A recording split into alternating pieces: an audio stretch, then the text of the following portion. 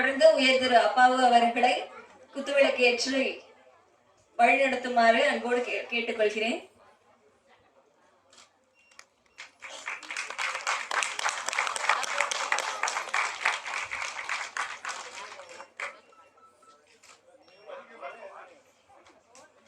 இயக்குனர் திரு பாக்யராஜ் அவர்கள்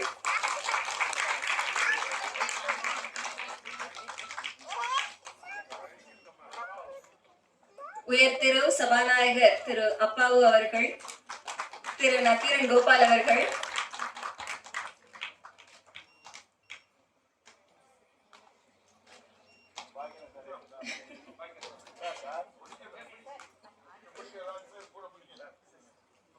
டைரக்டர் திரு விக்ரமன் சார் அவர்கள்,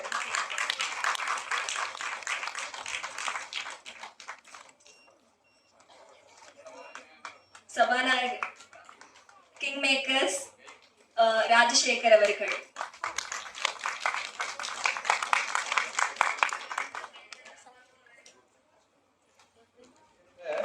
நான் பத்திரிகையாளராக வரும்போது வியந்த ஒரே ஒரு மனிதர் நக்கீரன் கோபால் அவர்கள் தான். எப்போ அவர் கூட்டு வரனி கடையில காவல் நிற்கும். ஏன்னா ஏதாவது ஒரு நல்ல ஒரு நாட்டுக்கு தேவையான புரட்சிகரமான சிந்தனை அந்த எழுத்துக்கள்ல இருக்கும். எதற்கு பற்றி பயப்படாத துணிச்சலுக்கு ஒரு உதாரணம் யாருன்னா அண்ணா நக்கீரன் கோபால் தான். ஒரு அரசாங்கமே ஒருத்தரை கண்டுபிடிக்க முடியல, பிடிக்க முடியல, அவர் எங்க இருக்காரு, எப்படி ஒரு சிறு தடையும் கூட இல்லாத ஒரு சூழலிலும் ஒரு சவாலாக எடுத்துட்டு துணிச்சலாக எடுத்துக்கிட்டு அதான் அட்வென்ச்சர்பாங்க போய் அந்த வீரப்பனுடைய சகாப்தத்தை கண்டுபிடிச்சு கொண்டு வந்தாரு பாருங்க. பெரிய கைத்தட்டல் கொடுங்க. என்னடா அவர் செய்யறதெல்லாம் தேசத்துக்காக தான். இந்த நாட்டு மக்களுக்கு எங்கேயாவது ஒருத்தர் கஷ்டப்படுறாங்கன்னா அதை தோலிருத்து காட்டுறது அவருடைய வேலை.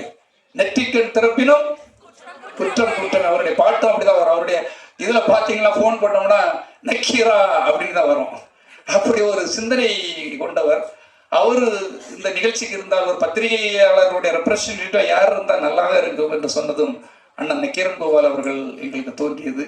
அண்ணன் அவர்களை வருக என்று வரவேற்பதில் மிக்க மகிழ்ச்சி அடைகிறோம். அடுத்தபடியாக தேவயானி மேடம் பாருங்க, எப்ப பார்த்தாலும் ஒரு சிரிப்பு அவங்க கிட்ட இருக்கும், ஒரு எளிமை இருக்கும். அதாவது எத்தனை பேர் இருந்தாலும் சரி, எத்தனை ஆண்கள் அந்த இடத்துல சாதித்தாலும் சரி, பெண்களுக்கு முன்னுரிமை வேண்டும். பெண்களுக்கு கொடுக்கணுமா கொடுக்க வேண்டாமா? பெண்கள் இல்லாத இடத்தில் வாழக்கூடாதுன்னு சொல்லியிருக்காங்க. பெண்களை மதிக்க வேண்டும். எல்லா இடத்துலையும் அவங்களுக்கு ஈக்குவலா ஸ்டேட்டஸ் கொடுத்தா மட்டும் போதும். அந்த மேடையில் அவர்களை உட்கார அதுக்கு அவங்க துணிச்சலானவங்க எந்த இடத்துக்கும் வருவார்கள். நம்ம கன்னியாகுமரியில் ஒரு சமத்துவ பொங்கல் நடத்தினோம்.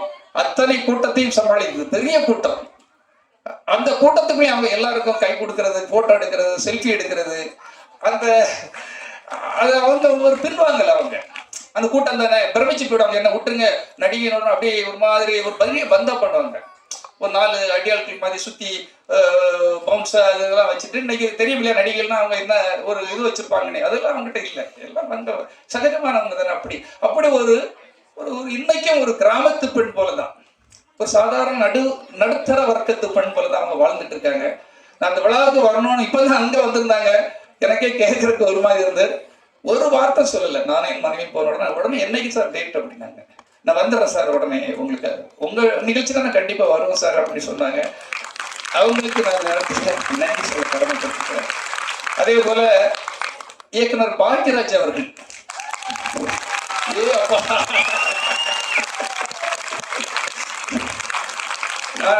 பெங்களூர்ல படிச்சுட்டு இருக்கும்போது பாதி நாள் கிளாஸ் போகாம கட்டடிச்சது சாருடைய படத்தை பாக்குறதுக்காகவே அவ்வளவு கட்டடிச்சேன். ஏன்னா இங்க கன்னட மொழி தெரியாது. பெங்களூர்ல படிக்கும்போது நான் லா படிச்சேன். எனக்கு கன்னட மொழி தெரியாது. எங்களுக்கு முதல் கிளாஸ்லயே போர் அடிக்கும். அப்படியே பின்னால இருந்து 2 பேர் அப்படியே பரண்டுவாங்க. அப்படியே வெளியே கிளம்ப லாவண்ய தேட்டர்ல இது நம்மளால ஓடிட்டு இருக்கு போவோம் அப்படிம்பாங்க. கிட்டத்தட்ட 30 நாட்கள் அந்த படத்தை நான் பார்த்தேன். 30 நாட்கள் அவருடைய படத்தை இது நம்மால் அப்படி என்னைக்கு போனாலும் அதை ரசிக்கும்படி இருக்கும். ஏன்னா அப்ப நாங்க ஃபர்ஸ்ட் இயர் படிக்கிறோம். அப்படி இந்த மக்கள் ரசனைக்காக சாமானியர்களும் சந்தோஷம் அடைய வேண்டும், சாமானியர்களும் ரசிக்க வேண்டும். அதுல அவ்வளவு அர்த்தங்கள் இருக்கும், அவ்வளவு ஒரு நகைச்சுவை இருக்கும், ஒரு எளிமை இருக்கும், யதார்த்தம் இருக்கும். எல்லாமே அவருடைய படங்கள், எல்லா படங்களும் தான். அது அந்த 7 நாட்களா இருக்கட்டும், வரிசை எந்த படத்தையுமே நீங்க குறைச்சிடும். எல்லாமே சில்வர் ஜூப்ளி. அவருடைய படத்துக்கு நான் ஒர்க் பண்ணியிருக்கேன். அவருடைய மேனேஜர் பண்ண வேட்டியை மடிச்சு கட்டு படத்துக்கு அப்ப நான் ஒர்க் பண்ணேன். சார் அப்போ ரொம்ப பிஸியாக இருக்காங்க. அப்போ நான் பத்திரிகையாளராக அவர்கிட்ட பழக முடிஞ்சது. நான் ஜெமினி சினிமாவில் இருந்தனால எல்லாரும் கூடிய பழகிறதுக்கு ஒரு நல்ல வாய்ப்புகள் கிடைச்சிது. அப்போ அவருடைய படங்களுக்கு நானும் ஒர்க் பண்ணியிருக்கேன். அதை நான் பெருமையாக இங்கே சொல்லிக் கொள்கிறேன். அதே போல டைரக்டர் விக்ரமன் அவர் ஆபீஸ்ல எனக்கு டைரக்டர் ஆகணும்னு தான் எனக்கு ரொம்ப ஆசை. எனக்கு ரொம்ப ஆசையே டைரக்டர் ஆகணும்னு தான் படிச்சுட்டு காலேஜ் படிச்சுட்டு லாயரா போறதுக்கெல்லாம் என்ரோல் எல்லாம் பண்ணிட்டேன். ஆனா எனக்கு போறதுக்கே மனம் இல்லை. ஏதோ இந்த சிறைச்சாலைகளை பிடிச்சு கொடுத்தெல்லாம் போலே இருக்குது. சினிமா பக்கமே வரணும்னு ஆசை இல்லை. சினிமா பக்கம் வாய்ப்பு தேடும் போது பத்திரிகையில சேர்ந்தேன். பத்திரிகையில சேர்ந்த பிறகு பத்திரிகையில இருக்கு எனக்கு மனம் இல்லை. டைரக்டர் வீட்டுக்கு டெய்லி போவேன். கலா பிளாட்னு அவருக்கு ஒரு பிளாட் உண்டு, KK நகர்னு நினைக்கிறேன். சார் வீட்டில் போய் டெய்லி போய் நிற்பேன். அப்படி நின்றுட்டு பத்திரிகை விட்டுட்டு எப்படியாவது அவர்கிட்ட அசிஸ்டன்ட் டைரக்டரா போய் சேர்ந்துடலாமான்னு ஆசைப்பட்டு அப்படி ஆசைப்பட்ட ஒரு புது வருஷம் தான். அப்பதான் அவருக்கு படம் வெளியானதும் பட்டி தொட்டி எங்கும் பரபரப்பா பேசப்படுற ஒரு இயக்குனராக இருக்கிறாரு. அப்ப லட்சுமணன் தான் அவர் நந்தி மாதிரி வெளியே இருப்பாரு. அது டைரக்டர் பார்க்க முடியாது. காலையில் 10 மணிக்கு வாங்கிட்டு லட்சுமணன் இப்பவும் அங்கதான் இருக்காரு. நான் எப்படியாவது கொஞ்சம் உடுப்பாடி அவர்கிட்ட போய் கெஞ்சும் போய் எப்படியாவது சாரை பார்க்க கொடு. அப்புறம் பத்திரிகையில வந்ததும் பேட்டி எடுக்க ஒரு வாய்ப்புகள் கிடைச்ச பிறகு டைரக்டர் கூட பழகுக்கு வாய்ப்பு கிடைச்சது. சூரிய வம்சம் படம் பிசினஸ் பண்ணக்கூடிய வாய்ப்பு எனக்கு கிடைக்கும். அதாவது நாம ஒண்ணு நினைச்சா கடவுள் ஒண்ணு நினைப்பாங்க. அதுக்கப்புறம் ஒரு அசைக்க முடியாத சக்தியாக வியாபாரத்துக்குள்ள வரும். விஜய்க்கு PRO, விஜய்க்கு மேனேஜர், பல நடிகர்களுக்கு ஒரு எங்க போனாலும் திரைக்கு பின்னால் எனக்கு ஒரு பெரிய ராசின்னு சொல்லுவாங்க. யார்கிட்ட போய் சேர்ந்தாலும் அவங்க கூட அவங்க பெரிய அளவுல வந்துருவாங்கன்னு ஒரு அப்படி ஒரு பெயரையும் புகழையும்.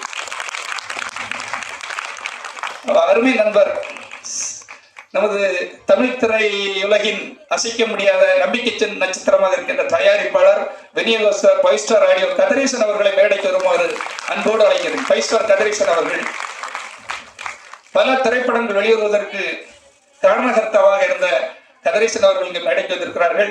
அவர்களை வருக என்று வரவேற்கிறேன். அன்பானவர்களே, விக்ரமன் சார் பற்றி சொல்லும்போதுனா ஒரு ரொம்ப எளிமையானவர். அதாவது பூவே உனக்காக ஒரு படம் அவங்க பண்ணிட்டு இருக்கும்போது, பூவே உனக்காக படம் பண்ணிட்டு இருக்கும்போது நான் சௌத்ரி சார்கிட்ட ரொம்ப ஃப்ரெண்ட். அப்போ டெய்லி ஜெமினி சினிமா இருக்கனால நாடிக்கு கூப்பிடுவாரு. நல்ல முறுக்கு இதெல்லாம் சாப்பிட்டுட்டு இருக்கும்போது இப்படி பூவே உனக்காக கதையை கேட்டது மிரண்டு போயிட்டு கதை, அதாவது ஷூட்டிங் முன்னாலே. அப்ப நான் அவரு மனசுல என்ன நினைச்சிருக்காருன்னு தெரியாது. ஆனா நான் சந்திரசேகர் சார்ட்ட நான் போய் சொன்னேன். நான் எப்பவுமே அதை கரெக்டா செய்துட்டு இருப்பேன். சரியான படம் சார், அது சரியான கதை சார். அது எப்படியோ சந்திரசேகர் சாரும் அவங்க ஆபீஸ்க்கே போய் அவங்க கூட பேசி அந்த படம் அப்படிதான் விஜய்க்கு கிடைத்தது என்ற அந்த உண்மை உங்களுக்கு தெரிய வேண்டும் என்பதற்காக சொல்லுகிறேன். எல்லோரும் பிறப்பில் பணக்காரர்களாக பிறக்க முடியாது. பிறந்த உடனே ஜெட்டில மேல போக முடியாது.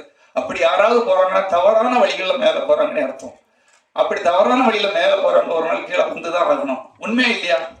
உண்மையா உழைக்கிறவங்க இன்னைக்கும் இருக்கிறாங்க. அந்த மேடையில் இருப்பவங்க எல்லாம் உண்மையாக உழைத்தவர்கள்.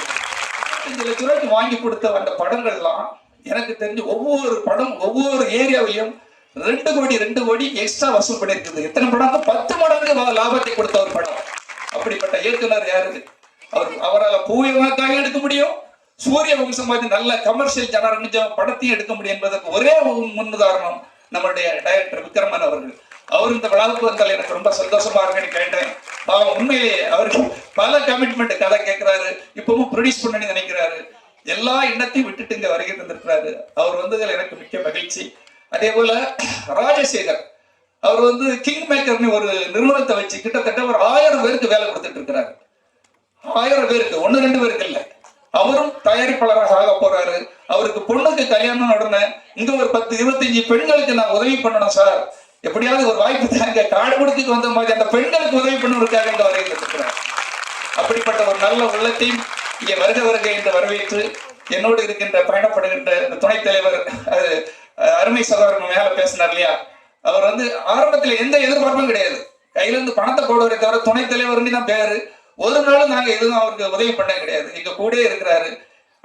நமது நந்தகுமார் அவர்களுக்கும், என்னோடு பயணப்பட்டு கொண்டிருக்கிற KP சிவா அவர்களுக்கும், அதே போல என் மனைவி இங்க வருகை தந்திருக்காங்க பொன் செல்வி, என் மருமக முத இந்த ஃபங்க்ஷன் வந்திருக்காங்க. எழுப்பி காட்டிருங்க. எங்க மாமா முத்து, விமலா, எனக்கு கைவில தான் நான் எல்லாரையும் சொல்ல முடியும். அதே போல என்னுடைய ஒவ்வொரு வெற்றிக்கும் என் கூட இருக்கின்ற மீனாட்சியா இருக்கட்டும், டைமண்ட் பாபு அவர்களாக இருக்கட்டும், மீனாட்சி தலைவர், அவங்க ஒரு ஆட்டோ என்ன பெண்மணிமா, சிங்க பெண்மணி, வீர பெண்மணியுடைய தலைவர் அவர் எப்பவும் என் கூட இருப்பாங்க. அதே போல டைமண்ட் பாபு ஆரம்பத்தில இருந்து என் கூட இருக்கிறாரு. நான் யாரும் என் கூட இருக்கிறவங்களை யாருமே விட்டு கொடுக்க மாட்டேன். கடைசி வரை என் கூட வச்சிருப்பேன். அவங்களுக்கும் மற்றும் பி.டி. செல்வகுமார் அவர்கள் ஒரு கேள்வி கேட்டாங்க, சினிமா துறையிலிருந்து எப்படி கலப்பை நீட்டு கொண்டு தூக்குனார் அப்படின்ட்டு. உள்ளுக்குள்ள ஏதாவது ஒரு ஏக்கம் இருக்க முடியல. சினிமால நம்ம ஜெயிக்க முடியல, டைரக்டரா ஜெயிக்க முடியல, ப்ரொடியூசராலையும் புலியிலேன்னு எடுத்து யாரோ செய்த பாவத்துக்கு நம்ம மாட்டிக்கிட்டுறோம். அப்போ நம்ம அடுத்த கட்டம் ஏதாவது பண்ணணும் போது அந்த சமுதாயம் மீது எனக்கு எப்பவும் அக்கறை உண்டு. அந்த அக்கறை தோத்து போகக்கூடாதுங்கிறதுக்காக தான் நான் உடனே எங்கேயோ அப்புறம் உழைப்போம், ஆனா இங்க இருந்து ஒரு பலன் கிடைக்கும். நான் தென் மாவட்டங்களில் செய்த வேலைகள்லாம் சக்சஸா இருந்தது. எப்பவுமே ஒரு நேர்மையோடையும் சரியாகவும் பண்ணா, யாரையும் ஏமாற்றாமல் வாழ்ந்தால் கண்டிப்பாக ஜெயிக்கலாம் என்பதற்கு வேற யாரும் உதாரணம் பண்றாங்க, என்னையே உதாரணம் எடுத்துக்கிட்டு. தொட்டதெல்லாம் எனக்கு அங்கேயும் வெற்றி தான். நான் ஜெயித்ததுல எல்லாம் என் மனைவி கூட இருப்பாங்க. ஒவ்வொரு இடத்துல இந்த ஒரு 3 மாசத்துக்கு ஒரு கட்டடத்தை கட்டி கொடுத்துரும். ஒரு தலையாமை சும்மா எல்லாம் கட்ட முடியாது. உழைக்க ஏதாவது ஒரு வேலையை பார்த்து நம்ம இதுலதான் பேர் வாங்க முடியும். கல்வியில தான் காமராஜர் பேர் வாங்கினாரு. அந்த கல்விக்காக தான் நம்ம உழைக்கணும்னு சொல்லி கிட்டத்தட்ட 25 கட்டடங்கள், வகுப்பறைகள் பார்த்துருப்பீங்க. ரொம்ப கஷ்டம்தான், ரொம்ப போராட்டம் தான். வேற எந்த வீட்லயும் பண்ண விட மாட்டாங்க. என் மனைவி இதுக்கு ஆதரவு தந்தனால தான் என்னால் பண்ண முடிஞ்சது. பிறந்தோம், வளர்ந்து விட்டோம், ஒரு மனிதனாக செத்து விடக்கூடாது என்பது என்னுடைய பயணம். மிக சிறப்பு, ரொம்ப கஷ்டத்துலதான் போயிட்டு இருக்கு. இப்பதான் எனக்கு ஆறுதல் சொன்னார் அண்ணே, அப்பா நான் இருக்கேன், அவனுக்கு பயப்படாதுன்னு அந்த மேடையில் வச்சு சொன்னாரு. இப்பமா கையை பிடிச்சதான் சொன்னாரு. கண்டிப்பா அடுத்த கட்டம் ஒண்ணு வந்திருக்கு. அன்னைக்கு நான் சிஎம் கூட போய் உட்கார கனவுல கூட நினைக்கல. சிஎம் கூப்பிட்டு கிட்ட வேற 2 பேர் இருக்கும்போது கூட அவங்களை எழுப்பிட்டு அவர் பி.டி. செல்வகுமார் உட்கார வைங்க அப்படின்னாரு. எனக்கு நான் ஒரு தவிப்பில் இருக்கேன். கடவுளே, பெரிய ஒரு சூப்பர் ஸ்டார் எல்லாம் உருவாக்கிட்டோம், நம்மளை கைவிட்டுட்டாங்களே, எங்கடா போறதுன்னுட்டு அவ்வளவு ஏக்கங்கள் இருக்கு, அவ்வளவு வலி இருக்குது. எதையும் வெளியே சொல்ல முடியாது. அந்த வலியோடு இருக்கும்போது ஒரு நல்ல மருந்து போட்ட மாதிரி தான் எனக்கு சிஎம் அவர்கள் கையை இப்படி பிடிச்சாரு. அப்போ தமிழ்நாட்டின் முதன்மை ஆள் யார் என்ன வேணாலும் சொல்லட்டும், விமர்சனங்கள் இருக்கலாம், ஆனால் அவர் முதன்மை ஆள் கையை பிடிச்சிட்டு, உங்க வலி எனக்கு தெரியும்னார். உங்களுக்குள்ள ஒரு வலி இருக்குது எனக்கு தெரியும். ஒரு பேப்பர் எடுத்து காட்டினார். இது உளவுத்துறை ரிப்போர்ட், உங்க மாவட்ட ரிப்போர்ட் என் கையில இருக்குது. உங்க ஏரியாவில் உள்ள மினிஸ்டர்ஸ், அது அப்பா மாதிரி உள்ளவங்களா யார் சொன்னாங்க தெரியும், எல்லாரும் எனக்கு ஒரு ரிப்போர்ட் கொடுத்துருக்காங்க. உங்களை நாங்க கைவிட மாட்டோம். அவ்வளவு போதும் எனக்கு அவர் தரலாட்டும் பரவாயில்லை, எதுவும் செய்ய கூட வேண்டாம். ஆனால் எங்கேயோ கைவிடப்பட்டோம், எங்கேயோ ஒரு இடத்துல கை தூக்கப்பட்டோம் என்று அப்பதான் கடவுள் இருக்கிறாருன்னு நான் நினைச்சேன். நீ உழைச்சிட்டே இருக்கா, எங்க இருந்தாலும் உனக்கு ஒரு பலன் வரும் என்பதை அன்றுதான் நான் அனுபவித்தேன் நண்பர்களே. ஆகவே உங்கள் பணியில் சிறப்பு கரெக்டாக இருங்க. எங்கேயோ தோக்கடிக்கப்பட்டிருங்க, எங்கேயோ உங்களை கைவிட்டுருவாங்க. ஆனால் கை தூக்கி எடுப்பதற்கு அப்பாவும் மாதிரி ஒருவரோ, நக்கீரன் கோபால் மாதிரி அண்ணன் மாதிரி ஒருவரோ, தேவயானி வீட்டுல 1 மணி நேரம் எனக்கு அவ்வளவு ஸ்வீட் தந்து, ஒரு வீட்டுக்குள்ள யாராவது உள்ள விடுவாங்களா, பார்த்தா பயமா இருக்கும். ஆனால் அவங்க வீட்டுல 1 மணி நேரம் அவங்ககிட்ட விட கேளுங்க, அங்கேயே உட்கார வச்சு என்கிட்ட பேச ரசிச்சுட்டு இருந்தாங்க. அதே மாதிரி நான் நண்பன் கதிரேசன் தோத்த உடனே ஒற்றை மிதி கூட புதக்குழிகள் எல்லாம் சாக்கடைக்குள்ள கூட தள்ளிட்டு போயிடுவாங்க. கிட்ட வரமாட்டாங்க, ஒரு தோல்வினா கிட்ட வரமாட்டாங்க. ஆனால் தோத்தா கூட கை கொடுக்கறாங்களே, அவன் தான் நண்பன். தோக்கும் போது கூட இருக்காங்க, அவன் மேலும் வெற்றி பெறுவான். அவன் கடவுளின் பிள்ளை என்பதை சொல்லிக்கொண்டு இப்படிப்பட்ட ஒரு நல்ல விழாவுக்கு நீங்களே கூட இருக்கீங்க பாருங்க. இப்ப இவ்வளவு கூட்டம் எப்படி வரும்? இவ்வளவோ நீங்க வருகை தந்திருக்கிறீர்கள் என்றால் என் மீது வைத்திருக்கின்ற மரியாதை என்று நான் நினைக்கிறேன். அத்தனை பேருக்கும் நான் நன்றி சொன்ன போதாது, எப்பொழுதும் உங்களோடு இருப்பேன் என்பதை தெரிந்து கொண்டு நன்றி கூறி விடைபெறுகிறேன். நன்றி, வணக்கம்.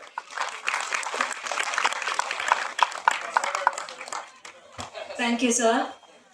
உழைத்தால் வெற்றி பெறலாம் அப்படின்னு சொல்லியிருக்காங்க. அது மட்டும் இல்லாம சாரோட சேர்ந்து இருந்தா அடுத்த லெவலுக்கு போயிடலாம்னு சொல்லியிருக்காங்க. என்னுடைய உறவினர் அவருடைய தம்பி பி.டி. செல்வகுமார் அவர்கள் பல பணிகளை செய்திருந்தாலும் பணிக்கு செய்த பணிகள் குறித்து ஒரு பாராட்டு விழா நிகழ்ச்சிக்கு ஏற்பாடு செய்து அதற்கு என்னை அழைத்து பெருமை சேர்த்திருக்கின்ற அன்பிற்குரிய தம்பி பி.டி. செல்வகுமார் அவர்களே, நிகழ்ச்சிக்கு வருகை தந்திருக்கின்ற நம்முடைய கலை உலகினுடைய ஜாம்பவான்களாக இருக்கின்ற அன்பிற்குரிய நம்முடைய நெல்லை மாவட்டத்தைச் சேர்ந்த தம்பி இயக்குனர் விக்ரம் அவர்களே, நம்முடைய கோவை மாவட்டத்தைச் சேர்ந்த நம்முடைய எம்ஜிஆர் என்றாலே வாரிசு என்றால் அவர்தான் பாக்கியராஜ் தான் என்று சொல்லி இயக்குனரும் நடிகருமாக இருக்கின்ற அன்பிற்குரிய அருமை சகோதரர் பாக்கியராஜ் அவர்களே, உண்மையை உள்ளபடியே சொல்ல வேண்டும் என்றால் தைரியமாக நெஞ்சை நிமிர்த்தி யாருக்கும் அஞ்சாமல் ஒரு பத்திரிகை தர்மம் என்று சொன்னால் அது நக்கீரன் தர்மம் தான். என் தம்பி சோமன் தான். அன்பிற்குரிய என்னுடைய குடும்ப நண்பர் கோபால் அவர்களே, தேவயானி அம்மா சினிமாவில் தான் பார்த்துருக்கேன். ஒரு சக்கரை பொங்கலுக்கு 10 நாளைக்கு முன்னால நம்ம பகுதிக்கு வந்திருந்தாங்க. அதுவும் தம்பி செல்வகுமார் தான். 3006 பானை, 3006 பெண்கள் சமையல் பொங்கல், அந்த ஒரு பெரிய சமத்துவ பொங்கலிட்டு அவ்வளவு பேருக்கும் துணிமணி என்னென்ன உண்டு அவ்வளவும் கொடுத்து எப்படிதான் செய்வாரோ தெரியாது, கடற்கரையில் விட்டு ஏற்பாடு செய்து அந்த அம்மாவை கூப்பிட்டு வந்தாங்க. நான் தான் பார்த்தேன். அவ்வளோ எளிமையாட்டு. நம்ம தமிழ்நாட்டில் பிறந்திருந்தா கூட அவ்வளவு தமிழ் பேச முடியும், அப்படி இனிமையாக தமிழ் பேசக்கூடிய இந்த நிகழ்ச்சியை குத்தோட கேட்டு துவக்கி வைத்த சகோதரி தேவயானி, தம்பி ராஜசேகர் கதிரேசன், எங்களோடு வருகை தந்திருக்கின்ற அன்பு தம்பி சித்தி கணபதி உட்பட நம்முடைய PT செல்வகுமாருடைய துணைவியார் மருமகள் மாமா உட்பட வருகை தந்திருக்கின்ற சகோதரிகள் அனைவருக்கும் இந்த நல்ல வேளையிலே என்னுடைய அன்பான வணக்கத்தை தெரிவித்துள்ளேன். பார்த்த உடனே எனக்கு இவ்வளவு பெரிய ஜாம்பவான பக்கத்துல நம்ம ஒரு சாதாரண ஆளை தலைமையேற்க சொல்லியிருக்காங்களேன்னு நான் நினைச்சேன். ஏன்னா என் தம்பி சினி ஃபீல்டில் தான் வழக்கறிஞராக போனா, நான் வழக்கறிஞர் பணிக்கு போகலன்னாங்க. பெங்களூர்ல படிச்சா வழக்கறிஞர் பணிக்கு போக முடியுமா? எனக்கு தெரியாது. அதை சொல்லல. ஒரு திரை உலகில கலை உலகில இருக்கின்ற ஒருவர் கண்ணியத்துடனும் நேர்மையுடனும் ஒழுக்கமுடனும் வாழ்கின்ற அன்பு தம்பி PT செல்வகுமார் அவர்கள் நான் பாராட்டுகிறேன். அதுதான் எனக்கு அவருடைய எண்ணம். யாருக்கு உதவி செய்யலாம்? பெருந்தலைவர் காமராஜருடைய வழியில் பள்ளிகளுக்கு என்ன செய்யலான்னு கேட்டா இல்லை என்று சொல்லாது உடனே செய்து கொடுத்துருவாங்க. கன்னியாகுமரி திருநெல்வேலி மாவட்டத்தில் எனக்கு பார்த்த இடங்கள் நிறைய தனியாக இருக்கு. வல்லான் விலை, பொட்டல் விலை, இளந்த விலை, பறக்க, மணக்குடி, கோவளம் போய் பாருங்க. என் தம்பி அவ்வளவு கலையரங்கு அங்க கட்டி வச்சிருப்பாங்க.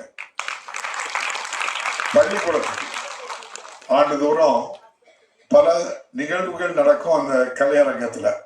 அப்பப்போ ஷெட்டு போடுவாங்க. அதுக்கு நிரந்தரமாட்டு ஒரு கலையரங்கம் கட்டி கொடுத்தா ஆண்டு முழுவதும் பல நிகழ்வுகள் அந்த பள்ளியில நடக்கும். அப்போ மாணவர்கள், ஆசிரியர்கள், பெற்றோர்கள் எல்லோரும் பயன்படுத்தக்கூடியதை, அது ஒரு சாமானிய மக்களுக்கு பயன்படுவதை தம்பி PT செல்வகுமார் செய்யறாருன்னா அதுக்கெல்லாம் ஒரு எண்ணமும் உள்ளமும் நல்ல ஒரு மனது இருக்கவங்க மட்டும்தான் அதை நம்ம செய்து கொடுக்க முடியும். அதோடு மட்டுமல்ல, இது கலையரங்கம் கட்டுறாருன்னா பள்ளிக்கு கட்டிடம் கட்டி கொடுக்காரு. கலையரங்கம், லீபுரம் எல்லாமே அரசு பள்ளி. லீபுரம், ஆரோக்கியபுரம், வாரியூர், தென்தாமரைக்குளம், எங்க மாடமுள்ள தர்மா அவர் சொந்த ஊர், அதே போல கோவளம், இப்படி மயிலாடி. நீங்க மயிலாடினா உங்களுக்கு அதுல ஒரு பெரிய வரலாறு இருக்கு. அவர் கட்டி கொடுத்த பள்ளிக்கூடம் மயிலாடிங்கிற ஊர்ல கட்டி கொடுத்தாரு. அந்த ஊருக்கு ஒரு பெரிய வரலாறு உண்டு. கன்னியாகுமரி மாவட்டத்தில் உள்ள மிக முக்கியமான சுசீந்திரம் தான்மலையான் ஆலயத்தின் அருகே இருக்கின்ற ஒரு நல்ல ஊர் மயிலாடி. கல் தொழில் நிறைய செய்வாங்க. 1835 வரை மேடையில் இருக்கவங்க எல்லாருமே யாருமே பள்ளிக்கூடம் பக்கம் தெருவுக்கே போக முடியாது. படிக்க உரிமை இல்லை. நமக்கெல்லாம் குருகுலம் இருக்கும். இது வச்சிருக்கவங்களுக்கு மட்டும்தான் படிக்க முடியும். நம்மெல்லாம் அந்த வாசல்ல தெருவுலெல்லாம் நம்ம போக முடியாது. அந்த உயர் ஜாதியினர் குடுமி வச்சிருக்கவங்களுக்கு மட்டும்தான் உண்டு. எங்க ஊர்லயும் சேர்மாதேவில குருகுலம் இருக்கு, இப்பவும் இருக்கு. இப்பவும் போக முடியாது. எப்பவும் நாங்க அந்த குருகுலத்துல போய் ஆனா படிக்க முடியாது. என்னன்னா, பெண்கள் அறைக்கு மேல எந்த துணியும் போடக்கூடாது. அதான் சித்தாந்தம். திருவாங்கூர் மகாராஜா சட்டம். அது யாரும் மறக்க முடியாது, யாரும் அங்க போக முடியாது. பெண்களுக்கு மார்புல துணி போடணும்னா வரி கட்டணும். ஒரு வீர பெண்மணி இது இருந்தாதானடா நீ எனக்கு கேட்பாண்டி தன்னுடைய மார்பத்தை அறுத்து நீச்சி வீர தியாகம் புரிந்தால் அந்த பெண்மணி எவ்வளவு கொடுமைன்னு பாருங்க. இப்போ எவ்வளவு கொடுமையில நம்ம இருந்தோம். வாங்க சிரிப்பு நடிகர் சந்திரசேகர் ஐயா வாங்க. எஸ்.வி. சேகர். சேகரை சரியா சொல்லிட்டோம்ல போதுமே. அது சந்திரனா இருந்தாங்க, எஸ்.ஆ இருந்தாங்க, ஈயா இருந்தாங்க, சந்தோஷம் தான். ஆக அப்படிப்பட்ட நிலை அந்த காலகட்டத்தில் லார்டு மெக்காலபுரம் தான் முதலாட்டு இந்தியாவில் எல்லோரும் கல்வி கற்கலாம்னு ஒரு சட்டத்தை முதல் கொண்டு வந்தது பிரிட்டிஷ் ஆட்சியில் இருந்த லார்டு மெக்காலபுரம் தான் கொண்டு வந்தார். அதுதான் இன்னைக்கு வரைக்கும் RSS சித்தாந்தம் உள்ள. இவன் கூட ஒரு 5-6 மாசத்துக்கு முன்னால நம்முடைய பாதுகாப்புத்துறை அமைச்சர் ராஜ்நாத் சிங் ஐயா சொல்லுவாங்க, இந்திய கலாச்சாரத்தை அழித்தவர் லார்டு மெக்காலபுரம். ஐயா கவர்னர் ரவீந்திர போய் கேளுங்க, இந்திய கலாச்சாரத்தை அழித்த கொடுங்கோலர் யாருன்னா லார்டு மெக்காலபுரம். சர்வர் கூட டிப்ஸ் வேண்டாங்க அப்படின்னு சொல்லிட்டு கைவிட்டாங்க. அந்த மாதிரி பீட்டர் செல்வகுமார் பண்ண கல்வி உதவி இருக்க, அது அவருக்கு நிச்சயமா கண்டிப்பா கை கொடுக்கும். ஏன்னா அதுக்கு உதவுற மாதிரி பெரிய உதவிங்கிறது வேற எந்த உதவியுமே இருக்க முடியாது. அது நான் இப்போ எல்லாம் அங்கே இதுக்கு முன்னால ஃபங்க்ஷனுக்கு போனப்பெல்லாம் கூட அவருடைய நலத்திட்டங்கள் நிறைய விஷயங்கள் நான் கேள்விப்பட்டேன். அதே மாதிரி ஸ்கூலுகளுக்கெல்லாம் செய்யறதுங்கிறது நிறைய செஞ்சிட்டு இருக்காரு. அதனால அந்த மனசு இருக்கணும்.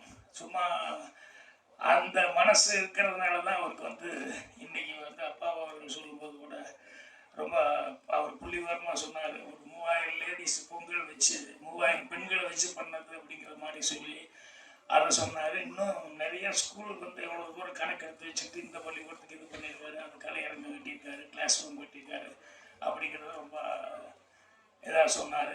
எனக்கு அது ரொம்ப சந்தோஷமாக இருந்தது. அப்புறம் அவர் வெளியே பேசிட்டு இருக்கும்போது சொன்னார், நான் சினிமாவில் அதிகமாக பார்க்கறது இல்லை அப்படின்ட்டு. அப்புறம் என் பேர் சொன்னோடனே இந்த கேரளா பொண்ணை ஏற்று விட்டு குடியிருப்பா என்ன பண்ணுங்க, அதை மட்டும் கரெக்டா காமெடி சீனை பார்த்து வச்சிருக்கேன்னு சொல்லி, ஸோ கேரளா பெண் அப்படிங்கிறதுல அவருக்கு ஒரு அட்ராக்ஷன் இருக்குதுங்கிறது காமெடியாக அது படத்துக்கு வச்சிருந்தேன். அது அவரு கூட ரொம்ப ரசிச்சிருக்காரு. அவர் பேசும்போது பல நல்ல விஷயங்களை பேசினாரு. கடைசியாக சேகர் கூட சொல்லிக்கிட்டே இருந்தார், எப்படி எந்த மீட்டிங் கூப்பிட்டாலும் இவங்கெல்லாம் கடைசியில் ஒரு பொலிட்டிக்கல் மீட்டிங் மாதிரியே அதை கரெக்டாக கொண்டு வந்துடுறாங்க அப்படின்னு சொல்லி சொன்னார். ஏன்னா அவங்களுக்கு தொழில் அதுதானே, அவர் கரெக்டாக பண்ணி ஆகணும் இல்லையா. அதில் அவர் கடைசியாக பேசுனது இந்த தமிழை பற்றி பேசினார் இல்லையா, எப்படி தமிழ் கொஞ்சம் கொஞ்சமாக இதாகிட்டு இருக்கு, நம்ம எப்படி காப்பாற்றணும் அப்படின்னு சொல்லிட்டு. அது உண்மையிலேயே ரொம்ப முக்கியமான ஒரு விஷயம். அதனால் தமிழர்கள் நலனுக்காகவே இது பண்ணுறாங்க. அவர் பீட்டர் செல்வகுமார் ஒரு சின்ன வழி இருக்குது அப்படின்னு சொல்லிட்டு இருந்தார். அதுக்கு வடிகால் மாதிரி ஒரு நல்ல வழி கிடைச்சிருக்கு. அவர் போய் சிஎம் எல்லாம் மீட் பண்ணிட்டு வந்திருக்காரு. அதனால அட்வான்ஸாக என்னுடைய வாழ்க்கை. அதே மாதிரி நான் இன்னொரு நாடகத்துக்கு விட்டுக்கிட்டேன் மயிலாப்பூர். அவ்வளோ தூரம் போகணும் இங்கேருந்து 6:30 மணிக்கு நாடகம். இல்லைன்னா கடைசி வரைக்கும் இருந்து கூட நான் பேசி போவேன். சார் எல்லாத்துக்கும் என்னுடைய மனமார்ந்த நன்றி தெரிவிச்சுக்கிறேன். மீண்டும் ஒரு முறை வாழ்த்துக்கு. மேலே இருக்கிறவங்க யாரும் தப்பாக நினைக்கிறாரு சார். நான் எப்போ கடைசி வரைக்கும் இருந்து பேசுவேன். அந்த நாடகத்துக்கு ஒத்துக்கிட்டேன். அதனால் போயிட்டு இருக்கேங்க. நன்றி, வணக்கம். பி.டி. செல்வகுமார் எனக்கு கிட்டத்தட்ட 30 வருஷத்துக்கு மேலே தெரியும்.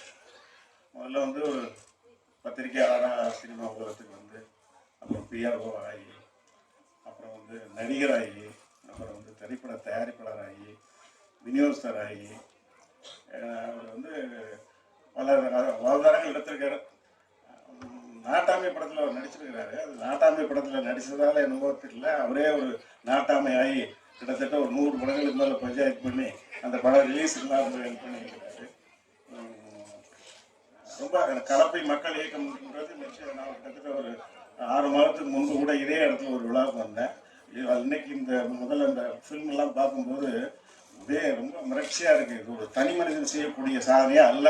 அது ரொம்ப பிரமாதமாக அவர் பண்ணியிருக்கிறாரு. அதுக்கு என்னுடைய வாழ்த்துக்கள். அவர் புலி படம் தயாரிச்சாரு. அவர் தயாரித்த படம் மட்டும் புலி இல்லை, அவரே ஒரு புலி தான்.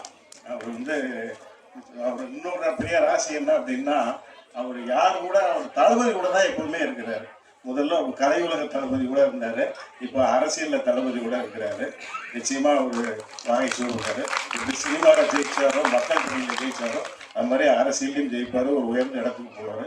என்னுடைய வாழ்த்துக்கள். நன்றி. எம்ஜிஆரை பற்றி மிக சிறப்பான ஒரு புத்தகம் எழுதியவர். பாக்யராஜுடைய ரொம்ப சிஷ்யன். பாக்யா பத்தியில் பல வருஷம் ஒர்க் பண்ணார். இது ரொம்ப ஆச்சரியமான ஒரு ஃபங்க்ஷன். எனக்கு வந்து ரொம்ப ஒரு திடீர்னு கூப்பிட்ட ஃபங்க்ஷன். நேற்றுக்கு வந்திருந்தார் சார், வரணுன்னாரு. வாங்க சார் அப்படின்னா வந்தால் நாளைக்கு எனக்கு ஒரு ஃபங்க்ஷன் இருக்குது அப்படின்னா. என்ன சார் இவ்வளோ சீக்கிரம் கூப்பிட்றீங்கன்னு. அது வழக்கமாக சினிமாவில் கூப்பிடாத இருக்கிறதுக்கு லாஸ்ட் மினிட் கூப்பிட்றது பெட்டர் அப்படிங்கிற மாதிரி ஒரு விஷயம். வந்தவங்க எல்லாருக்கும் இவரை தான் நம்ம பாராட்டுறதுக்கு வந்திருக்கோம். அவர் என்னன்னா எல்லாருக்கும் ஷால் போட்டுறாரு. இந்த ஷால் ஒன்று தான் உலகத்திலேயே முருகனுக்கு அடுத்தபடியாக சுற்றி வருது. அதை நம்ம ஜாகிரதையாக மடித்து வச்சு அடுத்தவங்களுக்கு போட்டு அது எதுக்கு அதை அங்கேயே போட்டோம்னாக்கா நமக்கு காலை மாட்டிக்கிற மாதிரி. அதை தான் கலைஞர் வந்து புக்கு கொடுக்கணும் அப்படின்னு சொன்னார். நீங்கள் என்ன இது கொடுத்தாலும் அது அப்படி மங்கிடும். ஒரு புஸ்தகம் மாத்திரம் 1000 கை மாறிச்சுன்னா 1000 பேருக்கு அறிவு கொடுக்கக்கூடியது அந்த புஸ்தகம் ஒன்றுதான். கல்யாணத்திலே புக்கு கொடுக்கணும் அப்படிம்பாங்க எல்லாம் சொல்கிறாங்களே ஒழிய அந்த சமயத்தில் அவங்களுக்கு என்னமோ டக்குன்னு லாஸ்ட் மினிட்ல நமக்கு வந்த ஒரு நம்ம வேண்டாம்னு நினைக்கிற ஒரு இதை பேக் பண்ணி திருப்பி கொடுத்துருது. நம்ம வீட்டு கல்யாணத்துக்கு வந்ததெல்லாம் அடுக்கி வச்சுக்கணும், எதெல்லாம் கொடுக்கணும் எதெல்லாம் நம்ம வச்சுக்கணும் அப்படின்னு சொல்லி. அந்த மாதிரி சாதாரணமாக சொல்லுவாங்க, சினிமா தயாரிப்பாளருக்கும் டெலிவிஷன் தயாரிப்பாளருக்கும் என்ன வித்தியாசம் அப்படின்னு. ஸ்க்ரீனில் நடக்கிறத பார்க்குறவங்க அழுதா அது வந்து தொலைக்காட்சி தொடர், எடுத்தவனே அழுதா அது சினிமா. ஏன்னா சினிமாங்கிறது ரொம்ப சீலிச்சு போன நிலைமை. விஜயை வச்சு ஒரு மிகப்பெரிய படம் எடுத்தோம், இன்னைக்கும் நல்லபடியாக வெளியில் இருக்காருன்னா ஒரு பெரிய ஆச்சரியமான ஒரு விஷயம். அவர் எடுத்த புலி அவரை கடிக்காமல் தப்பிச்சது. புலி வாழை பிடிச்சா யாரும் தப்பிக்க முடியாதும்பாங்க. இவர் வாழை பிடிச்சாரா காலை பிடிச்சாதான் தெரியல, நைஸாக வெளில வந்துட்டார். ஏன்னா சினிமாவில் வந்து அவங்கவுங்க சர்வை பண்ணுறதே ரொம்ப கஷ்டமான காலகட்டத்தில் இத்தனை பள்ளிக்கூடங்களை கட்டுவதற்கு உதவியாக, குழந்தைங்க படிக்கிறதுக்கு உதவியாக, ஒரு கிராமத்துக்கு அப்படிங்கிறது பல விஷயங்கள் செய்யறதெல்லாம் ரொம்ப பெரிய விஷயம். இத்தனை பெண்கள் ஒரே சமயத்தில் வந்திருக்கீங்கனாலே அது ரொம்ப ஆச்சரியமான விஷயம். இந்த ஓட்டு கேட்கறதா இருந்தாலும் சரி, எதுவாக இருந்தாலும் சரி, முதல் வார்த்தையே தாய்மார்களே அப்படின்னு தான் அழைப்பாங்க. தாய்மார்களுக்கு பிடித்த படம் தான் ஓட்டுநர்களுக்கு பிடிச்ச படம்னு சொல்லியிருக்காங்களா? சொல்லவே மாட்டாங்க. என்ன கூட கேட்டாங்க, யூ சர்டிஃபிகேட்டுக்கும் ஏ சர்டிஃபிகேட்டுக்கும் என்ன வித்தியாசம்? குடும்பத்தோடு போய் பார்த்தா அது யூ சர்டிஃபிகேட், அதே படத்தை குடும்பத்தில் இருக்கும் தனித்தனியாக போய் பார்த்தா அது ஏ சர்டிஃபிகேட். ஆனால் ஒரு கடைக்கோடி கிராமம் நம்ம சொல்கிறோம் கன்னியாகுமரி. கன்னியாகுமரி நான் சிங்கப்பூர் போயிருக்கேன், மலேசியா போயிருக்கேன்பாங்களே ஒழிய நம்ம தமிழ்நாட்டில் இருக்கக்கூடிய எத்தனை ஊர்கள் பார்க்க வேண்டிய ஊர்கள். உலகத்தில் இருக்கிறவங்க எல்லாம் அங்கே வந்து பார்த்துட்டு இருக்காங்க. ஆனால் நாம என்னடா, நான் சிங்கப்பூர் போனேன், என்ன வாங்கிட்டு வந்தேன், நான் அங்கே வந்து ரொம்ப இந்த பொம்மை வாங்கினேன், அது இங்கே மந்தவெளியே கிடைக்குது. பாதி பேருக்கு ஏதோ அங்கே போய் வாங்கிட்டு வரணும். நானும் இப்போ ஃபாரின் பண்ணால் ஒன்றும் வாங்குறது இல்லை. ஏர்போர்ட்லேருந்து வர வழியில் அப்படியே டி நகரில் வாங்கிட்டு அப்படியே வீட்டுக்கு போயிட்டு அவங்களுக்கு ஏதோ வாங்கிட்டு வரணுமே வழி. அது என்ன சிங்கப்பூரில் போய் 2 ரூபா பொருள் 7 ரூபாய்க்கு எதுக்கு வாங்குறது? அதுவும் பேரம் பேசி வாங்குறது. இது வந்து முன்னாடியெல்லாம் டெல்லிக்கு போனால் அப்படி தான் வாங்குவோம். டெல்லிக்கு போய் பாதி பேர் ஏமாந்து போயிடுவாங்க. நான் சொல்கிறது பொதுவாக சொல்கிறேன். டெல்லிக்கு போகிறவங்க வந்து அதில் இந்த நமக்கு தமிழ்நாட்டில் இல்லாத எந்த இது எந்த ஸ்டேட்லையும் கிடையாது. நமக்கு ஆச்சரியமான ஒரு விஷயம். அதான் அது வந்து பிடி செல்வகுமார் 100 படங்களுக்கு மேலே ரிலீஸ் பண்ணுறதுக்கு ஒர்க் பண்ணியிருக்காரு. Public relation officer. ஒரு படத்துக்கு பிஆர்ஓங்கிறவங்க தான் 2 பக்கம் அடி வாங்குவாங்க. தயாரிப்பாளர் ஏதாவது சொல்லி சமாளிங்க அப்படிம்பாங்க. அந்த பக்கம் ஆர்டிஸ்ட் எப்படி சமாளிக்கிறதுன்னு தெரியாது. அந்த பக்கம் சமாளிக்கணும், இந்த பக்கம் சமாளிக்கணும், ரொம்ப பெரிய பொறுப்பு. அதெல்லாம் தாண்டி வந்து இன்றைக்கும் ஒரு சிறுத்த முகத்தோடு இருக்காருன்னா இது வாழ்க்கை முழுக்க அவருக்கு தொடர வேண்டும் என்று நான் அவரை வந்து ப்ளஸ் பண்ணுறேன். நல்லபடியாக இருக்கும். ஏன்னா அதுதான் முக்கியம். நல்லது செய்கிறவங்க வாழ்க்கையில் தொடர்ந்து நல்லபடியாக இருந்து கொள்ளணும். நடுவில் கேட்டேன், நீங்கள் என்ன மக்கள் நீதி மையத்துக்கு வேறு நடுவில் போனீங்க போல இருக்கு என்ன சார்? அது இல்லை சார், அது ஒரு பெரிய பழி வந்துடுச்சு. நான் வெறுமனே ஒரு இடத்துல அது ஒரு சமூக சேவகராக போனேன். அது என்னாச்சு, அந்த மேடையில் போய் நின்னதுனால நான் அந்த கட்சிக்கு போன மாதிரி ஆயிடுச்சு அப்படின்னு சொன்னாங்க. அதெல்லாம் ஒன்றும் பெரிய பிரச்சனையே கிடையாது. ஜனங்களே மாற்றி மாற்றி ஓட்டு போடும்போது அரசியல்வாதியை மாறி மாறி நிற்கிறதுல என்ன இருக்கு சொல்லுங்க? அது ஒன்றும் பெரிய இது கிடையாது. நானே ஒரு கட்சியில் இருந்தேன், அவங்களே கூப்பிட்டு சேர்த்துக்கிட்டாங்க. அப்புறம் அவங்களே என்ன வெளில அமைச்சாங்க. அப்புறம் என்னத்துக்கு வெளில அமைச்சாங்கன்னு யோசிச்சு பார்த்து அப்புறம் ரொம்ப யோகியமாக இருந்துச்சு. அவ்வளோ யோகியமாலாம் இருக்கக்கூடாதுப்பா அப்படின்னு சொல்லி வெளில அமைச்சிட்டாங்க. சரி, டெல்லியிலேருந்து ஒருத்தர் கூப்பிட்டாங்க. டெல்லியிலேருந்து கூப்பிட்றாங்க, அது ராஜ பரம்பரை அப்படின்னு. அங்கே போனால் இங்கே இருக்கிறவங்க நீ எப்படி டெல்லியில் இருக்கிறவங்களை போய் பார்க்கலாம்? ஏன்னா அங்கே அப்புறம் அவர் கேட்டார், நீங்கள் சேர்ந்துருங்க கட்சியில். என்ன தமிழ்நாட்டில் அது 7 கட்சியாக இருக்கே, நான் எந்த கட்சியில் சேர்றது? இல்லை சரி சரி அங்கே சேர்ந்தா இதுக்குள்ள நீ எப்படி அங்கே பார்த்த இங்கே பார்த்துன்னு சொல்லி அங்கேயே என்னை வெளில வச்சுட்டாங்க. அப்புறம் யாரோ ஒரு சேகர், இவர் என்ன சந்திரசேகர் சொன்னார், அந்த மாதிரி யாரோ ஒரு சேகர் பண்ணதுக்கு நம்மளை தூக்கி வெளில வச்சுட்டாங்க. அசம்பிளியிலே எனக்கு ஆச்சு. காஃபி சாப்பிட போயிருந்தேன், அப்போ ஏடிஎம்கேல இருந்தேன். அப்போ இவங்கெல்லாம் பண்ண கலாட்டால மொத்தமாக அமைச்சிட்டாங்க. நான் கேட்டேன், காஃபி சாப்பிட போனது தப்பா?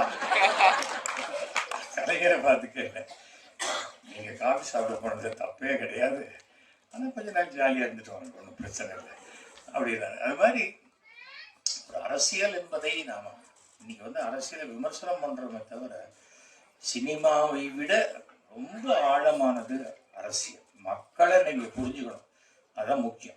கூட்டமாக இருக்குது, நீங்கள் எல்லாரும் கைத்தட்டிங்க, அவ்வளோதான். அவங்க அத்தனை பேர் ஓட்டு எனக்கு நான் நினச்சேன்னா மே மாதம் தான் தெரியும். அது கூட்டம் இருந்தால் ஓட்டு, கூட்டம்லாம் ஓட்டு அப்படின்னு நினைக்கவே கூடாது. உதாரணத்துக்கு காமராஜர் எலெக்ஷனில் நின்ற பொழுது சோ அவர்கள் பேசுகிறார் சீரணி அரங்கத்தில். இப்போ சீரணி அரங்கம் நிறைய பேர் பார்த்துருக்க மாட்டேங்க, அதை இடிச்சிட்டாங்க. மெரினா பீச்சில் நடுவில் இருக்கும் பெரிய, அங்கே பெரிய மீட்டிங். ஜானி படம் பார்த்தீங்களா?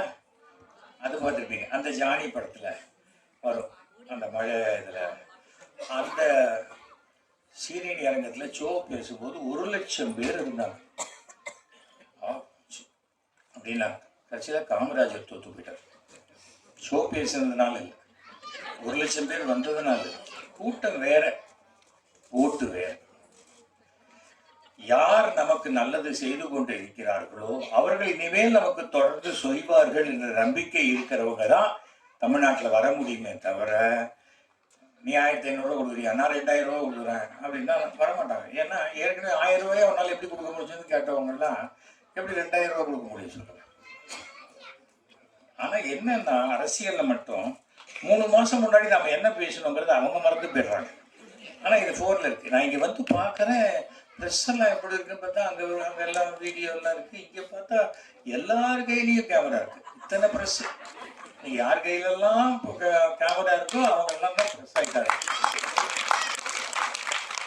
அதுவும் எல்லா தகவலையும் முதல்லையே போடணும் நம்ம அப்படின்னு. நம்ம முதல்லையே ஃபஸ்ட்டு நம்ம தான் கொடுக்கணும் அப்படின்னு சொல்லி அப்துல் கலாமை 7 தடவை சாகடிச்சிட்டாரு. அப்துல் கலாம் இறந்து போயிட்டாரு, அப்துல் கலாம் இறந்து போயிட்டாரு. அப்புறம் கடைசியாக போட்டாங்க அப்துல் கலாம் இப்போதான் நிஜமாகவே இறந்து போயிட்டாருன்னு வந்தது. அது மாதிரி எல்லாம் நம்ம ஃபஸ்ட்டு கொடுக்கணும். என்னத்துக்கு அவசியம்? பிஆர்ஓ இருக்காங்கன்னாங்க. செல்வகுமாரை பற்றி அதிகமாக பேசுறதை விட செல்வகுமார் ஒரு நல்ல மனுஷன், நல்ல விஷயங்கள் செய்திருக்க. சாதாரணமாக ஒரு தையல் மிஷின் ஒன்று கொடுக்குறேன் 7,000 ரூபாய் அப்படின்ட்டு அதுக்கு 40,000 ரூபாய்க்கு போஸ்டர் அடிக்கிற ஆள் இல்லை. 40,000 ரூபாய் இருந்ததுன்னா 40,000 ரூபாய்க்கு தையல் மிஷின் வாங்கி கொடுக்கலாமேன்னு நினைக்கக்கூடிய ஒரு நல்ல மனிதன். ஸோ அந்த மாதிரி இருக்கக்கூடியவர்கள் மக்களுக்கு நடுவில் இருந்துக்கிட்டே இருக்கணும். நாம் ஒரு விஷயம் நல்லா ஞாபகம் வச்சுக்கணும். அதான் சொன்னேன், ஒரு 2 கட்சியில் நம்மளை தூக்கிட்டாங்க. சரி 3வது, சரி மோடியே கூப்பிட்டா அடுத்து 3வது கட்சிக்கு போகணும். அங்கே போனால் அதுக்கு மேலே இருக்கு. எதை எடுத்தாலுமே ஜாதி மதம் அப்படிங்கும்போது பார்த்தேன், என்னடா எல்லாருமே நம்மளை தூக்குறாங்க. நான் 10 வருஷம் ஆச்சு, என்னடா இவங்க நம்மளை தூக்கவே மாட்டேங்கிறாங்க யோசிச்சு பார்ப்பேன். சரி ஒரு ஸ்டேஜுக்கு நம்மளே வெளில வந்துடலான்ட்டு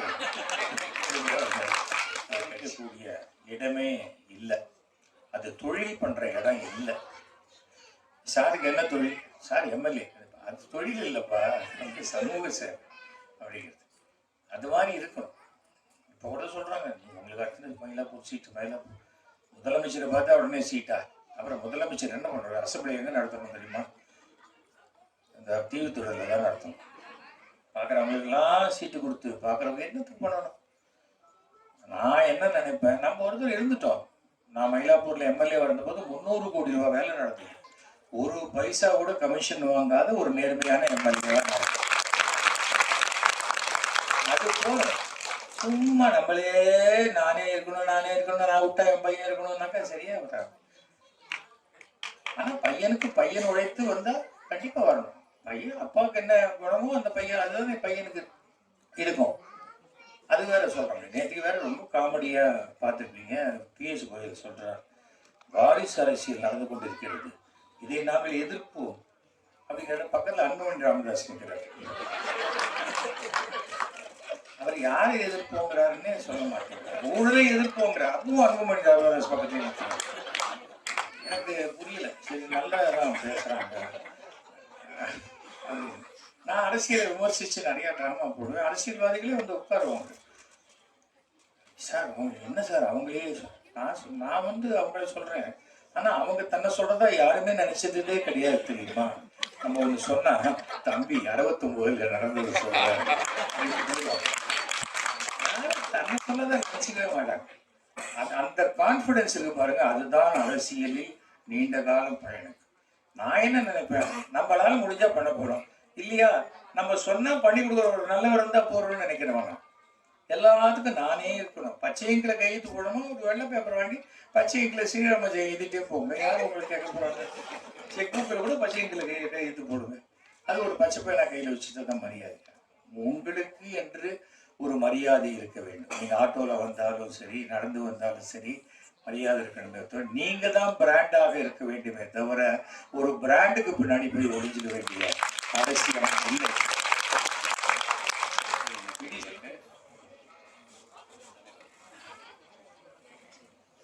ரொம்ப சந்தோஷமான நிகழ்ச்சி. எனக்கு முன்னால் பேசி சென்ற சட்டமன்ற தலைவர் திரு அப்பா அவர்களே, அண்ணன் விக்ரமன், அண்ணன் பாக்யராஜ், எனக்கு முன்னால் பேசி அமர்ந்திருக்கும் அருமை சகோதரர் ஏசி சேகரண்ணன், எங்கள் பொன்ராஜ், கலாம் பொன்ராஜ்னா தான் தெரியும் அவங்கள, சகோதரி தேவயானி, பைசார் கதிரேசன், இந்த விழாவின் நாயகன் செல்வகுமார், பத்திரிகை நண்பர்கள், பிஆர்ஓக்கள், முக்கியமாக இந்த நிகழ்வில் பங்கெடுத்திருக்கும் சகோதரிகள், நண்பர்கள், தோழர்கள் அனைவரையும் வணங்குகிறேன், வாழ்த்துகிறேன். நமக்கு அப்படித்தான் சொன்னார். முந்தாள் தான் போன் பண்ணார். என்னைக்கு போன் பண்ணீங்க? 2 days முன்னாடி. இந்த மாதிரி ஒரு சின்ன பிள்ளை இருக்கு, வந்து போங்க. எனக்கு தெரியல, அவர் ஒரு பத்திரிகை நடத்திட்டு இருக்கிறது மட்டும் எனக்கு தெரியும். ஆரம்பத்தில் அவர் வந்து, நான் ரஜினி ரசிகன் நடத்தினேன். அப்போ நமக்கு போட்டியாக விஜய் ரசிகன் நடத்தினவர் அவர். ஆமாம். அப்போ 2 பேருக்கும் அவர் ரஜினி ரசிகனை போட்டி எடுத்தார், நான் இவரை போட்டி எடுத்துக்கிட்டேன். சரி, போவார், பிஆர்ஓ ஆகிட்டாரு அப்படின்னாங்க. பிஆர்ஓ ஆகிட்டாரு. அப்புறம் இந்த கொஞ்சம் படங்கள்லாம் அவங்க ஊருக்கு வந்து என்ன எடுக்கிறது படங்கள், டிஸ்ட்ரிபியூஷன்லாம் எடுத்தார். நாங்கள் ஒழுங்காக போயிட்டுருக்காரு, ஏன்னா வீணானவங்கெல்லாம் பார்த்துட்ருக்காரு அப்படின்னு சொல்லுவேன். ஆனால் ரொம்ப அதிகமாக பேசுறதில்ல. ஒரு இடத்துல புலி ப்ரொடியூசர்னாங்க. புலி ப்ரொடியூசரா? புலிக்கே ப்ரொடியூசரு, அதுவும் விஜய் படம் ப்ரொடியூசரு. இனிமேல் தொடக்கூடாத இடத்துல செல்வகுமார் போயிட்டார், தொட முடியாத இடத்துக்கு போயிட்டார். அப்புறம் ரொம்ப நாள் ஆச்சு பார்த்து. இப்போ சமீபமாக அறிவாலயத்தில் பார்த்தேன். கலப்பை மக்கள் இயக்கம் வந்து இன்னைக்கு வருதுன்னே சேருதுன்னாங்க. நான் அன்னைக்கு சிஎம் பார்க்க போயிருக்கேன். கலப்பை மக்கள் இயக்கம் அப்படின்னா பார்த்தா யாருன்னு நம்ம செல்வம் ஒரு குரூப் பெரிய பெண்கள் சகிதமாக ஒரு ஒரு அறையில் உட்காந்தாங்க. நான் இங்கே கேட்குறேன், யார் கலப்பு யாருன்னு? அண்ணா இவர் தானே கலப்பையா? கலப்பை இவர் தானே? ஆக ஒரு இயக்க ஆரம்பிச்சிட்டாரு. இப்போ அரசியலில் குதிச்சாச்சு. எலெக்ஷன் வரப்போகுது. எதுக்காக இந்த கூட்டம் கூட்டினாருங்கிறதும் தெரியும். ஆனால் ஆச்சரியமான விஷயங்க, நான் இப்போ பார்த்தேன், இந்த தினம் மாலை மலரில் ஒரு 2 பக்கம் விளம்பரம் கொடுத்துருக்காங்க, வாழ்த்து சொல்லியிருக்காங்க. இப்போ வரும்போது ப்ரொமோ ஒன்று போட்டாங்க. ஏன் அத்தனை ஸ்கூலில் வகுப்பறை கட்டி கொடுத்துருக்காரு, கலையரங்கம் கட்டி கொடுத்துருக்காரு. அப்போதான் கேட்டேன், பக்கத்தில் பாக்கியராஜன் இருந்தார், என்னென்ன பிஆர்ஓவாக இருந்தார், இவர் என்னென்ன எப்படின்னு கட்டி கொடுத்தாரு? அவங்க வீட்டை எப்படி ஒத்துக்குச்சு? இப்போ இப்போ ஏன் இப்போ எண்ணிக்கை பார்த்தா 25 எண்ணிக்கை இருக்கு. 25 ஐயன் திருவள்ளுவர் ஒரு குறளில் சொல்றார், ஒத்ததறிவான் உயிர் வாழ்வான் மற்றையான் செத்தார்கள் வைக்கப்படும் அப்படின்னு சொல்லி. என்ன அர்த்தம்னு அடிக்கடி வள்ளுவர்கிட்ட பேசுறது உண்டு. அப்போ ஒரு பேப்பர் எடுத்து எழுதிக்கடா, இவங்க எல்லாம் செத்தவன் லிஸ்ட்டில் வருவான் அப்படின்னு சொல்லி ஒரு பேரை சொல்கிறார். அந்த பேரை படித்த உடனே நான் சொல்கிறேன், ஐயா இவங்கெல்லாம் நல்லா இருக்காங்க, 10-20 கோடி ரூபா சொத்து வச்சுருக்கான் ஒருத்தன், நல்ல குடும்பம், பெரிய குடும்பம் வச்சுருக்கான், அவனை போய் செத்தவன் லிஸ்ட்டில் வச்சுருக்கீங்களேன்னு கேட்டப்போ அவர் சொல்கிறாரு, என்னடா அவன் அவ்வளோ இருந்து என்னடா செய்வேன், அவன் இருக்கிற தெருவில் படிக்கிறதுக்கு அறிவு இருந்தும் படிக்க முடியாத சூழலில் பிள்ளைகள் இருக்குது, அதை பார்த்துட்டு இவன் பார்க்காம இருக்கான் பாரு, இவன் செத்தவன் லிஸ்ட்டில் தாண்டா வருவான். அப்போ யார்? அது மாதிரி இன்னொரு பேரை சொல்கிறாரு, ஐயா அவன் 4 பொண்டாட்டிக்காரன், அவன் வந்து கிட்டத்தட்ட 4 மில்லு வச்சுருக்கான், இன்றைக்கி ஒரு எப்படியும் 100-200 கோடி ரூபா தேரும், அவனை போய் செத்தவன் லிஸ்ட், அவன் இருந்து எவனையா பிரயோஜனம்? அவன் இருக்கிற தெருவில் பிள்ளைகள் வந்து சாப்பாட்டுக்கு வழி இல்லாமல் இருக்குடா, அதை பார்த்துட்டு அவன் மாத்திரம் 3 வேளை சோதனைட்டு இருக்கான், அவன் செத்தவன் லிஸ்ட்டில் தான் வருவானாங்க. அப்படின்னா யார் மனுஷன்? தன்கிட்ட இருக்கிற பணத்தை தனக்கு போக மிச்சம் படிக்காத பிள்ளைகளை படிக்க வைக்கிறதுக்கும், படிக்கிறதுக்கு வசதி இருந்தும் படிக்காத பிள்ளைகளை படிக்கிறதுக்கான பள்ளிக்கூடம் கட்டி கொடுக்குறது, இந்த மாதிரி விஷயங்களை பண்ணுறவன் எல்லாம் மனுஷன் லிஸ்ட்டில் தாண்டா வருவான். அந்த வகையில் எங்கள் செல்வகுமார் மனுஷனா, வள்ளுவர் சொன்ன மனுஷனா இருக்க, ரொம்ப மனசு நிறைய. நான் கூட சும்மா பேருக்கு தான் சொல்லியிருக்காரு போல, 25 பள்ளிக்கூடத்துக்கு கொண்டாந்து, அது அப்பாவையா ஊர் பேர் எல்லாத்தையும் அந்த ஊர் எந்தெந்த பள்ளியில் கட்டி கொடுத்தாருங்கிறது விழாவறையாக ஒரு 10 ஸ்கூல் சொல்லிட்டு போயிட்டார். நான் அதாவது யாரையும் குறைச்சி மதிப்பிடக்கூடாது அப்படிங்கிறத நான் இன்னைக்கு செல்வகுமார் தான் உண்மையாக பிஆர்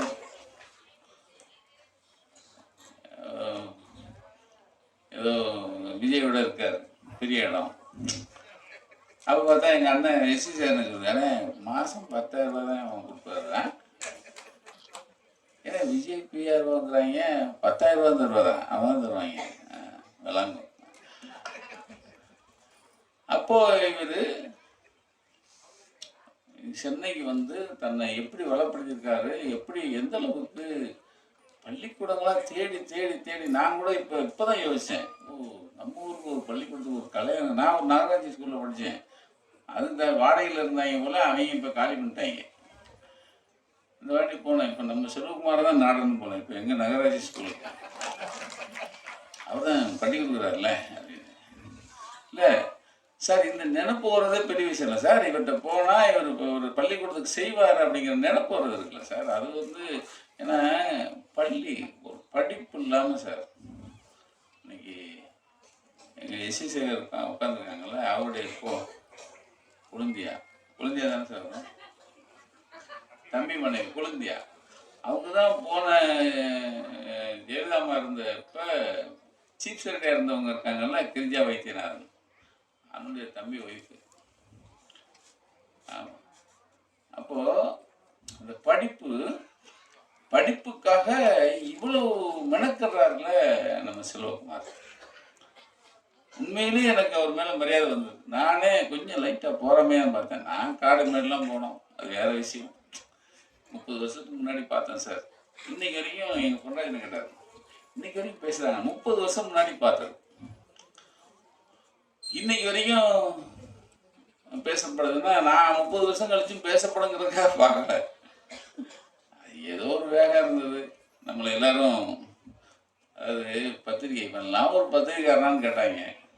நானும் ஒரு பத்திரிகாரனா ப்ரூவ் பண்ணணும்னா நான் என்ன பண்ணேன்னு பாடுறான்னு சொல்லி தான் பார்த்தேன், வேற ஒன்றும் இல்லை. இப்போ எல்லாரும் தெரியும் பார்த்தாங்க. வந்து எனக்கு கிட்டத்தட்ட ஒரு 30 ஆண்டு கால நெருங்கிய நண்பன் சொல்லலாம். இதே 95ஆம் ஆண்டு 95வது வருஷம் இதே சாலி கிராமத்தில் நாங்கள் 2 பேரும் சந்தித்தோம். அப்போ நான் 5 ஸ்டார் ஆடியோ ஒரு கம்பெனி வச்சுருந்தேன். அப்பொழுது பத்திரிகையாளராக இருந்தவர் தான் செல்வகுமார் அவர்கள். அப்போ நான் எஸ்டி பைக்கில் இருந்துக்கிட்டு இருக்கேன். அவர் வருவார், 2 பேரும் சந்திப்போம். கிட்டத்தட்ட 30 வருஷமாக பார்த்தீங்கன்னா நிறைய பேருக்கு, கொஞ்சம் 5 பேருக்கு இல்லை, நிறைய பேருக்கு வந்து பல உதவிகள் பண்ணியிருக்காரு. நாங்கள் ஆடியோ பண்ணும்போது நிறைய தயாரிப்பாளர்களுக்கு வந்து ஆடியோ ரைட்ஸ் வாங்கி கொடுத்து ஹெல்ப் பண்ணுவார்.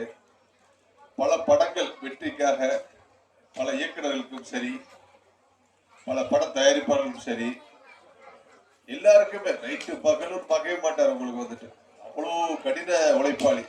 இன்னைக்கு வாழ்க்கையில நிறைய பேர் வெற்றி அடைஞ்சிருக்கான்னு சொன்னாங்கன்னா ஒரு 90% பேர் உழைப்பால் உயர்ந்தவர்களாக தான் இருப்பாங்க. அந்த உழைப்பு வந்து என்னைக்கும் ஒரு மனிதனை தோற்கடிக்காதுங்கிறதுக்கு ஒரு உதாரணம் வந்து செல்வகுமார்னு சொல்லலாம் வந்துட்டு.